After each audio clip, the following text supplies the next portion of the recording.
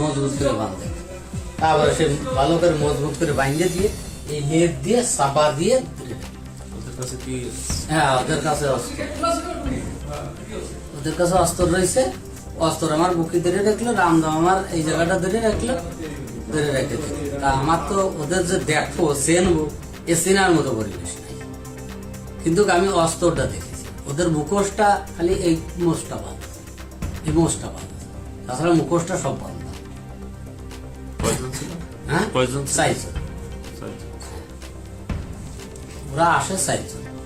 আর আমার একটা ছেলে দেখতেছি, একটা ছেলে ছোট, একটা ছেলেটা ছোট,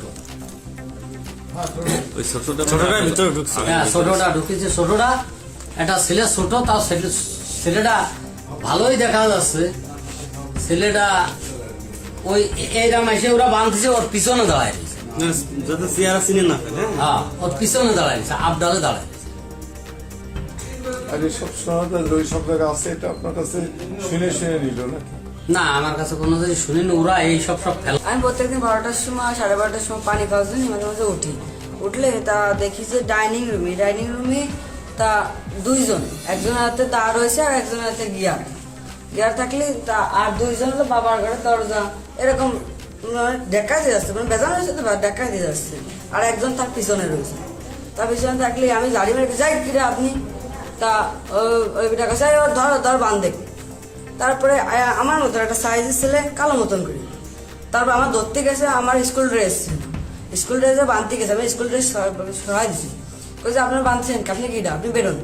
এ কথা বলেছি। সেই সময় আমার দুজনে ধরে যাতে বাঁধতেছে, বাঁধতে সে লেপ মুড়িতে বসায় রেখে দিয়েছে। ওদের হাতে কি অস্ত্র ছিল? একজনের হাতে হলো রামদা ছিল আর একজনের হাতে গিয়ার ছিল। আর এমনি আগ্নেয় অস্ত্র কারো কাছে দেখছো? আর এমনি বন্দুক ছিল আরেকজন। এটা দেখছো? হ্যাঁ। কারো কি চিনতে পারছো? মানে মুখ দেখা গেছে কারোর? মুখ দেখা গেছে হালকা ঝাপসা।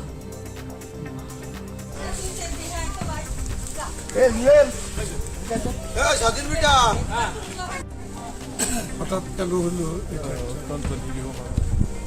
আগেই নাকি ঘরে বন্দি যেয়ে বসেছে।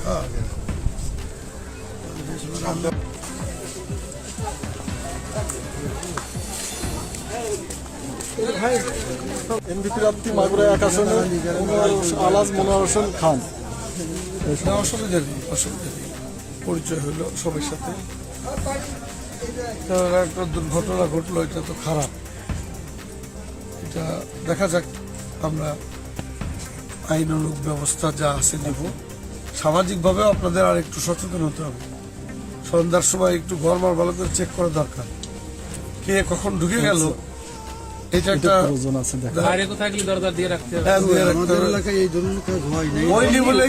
এখন তো একটু সচেতন হবে। যদি এর আগে এই ধরনের হইতো তাহলে হ্যাঁ হয়নি বলেই কেউ সচেতন না।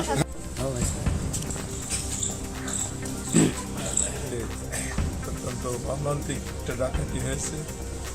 এই ডাকাতি এই কথা শুনে এখানে দেখতে এসেছি এবং সংবেদনা জানার জন্য এসেছি।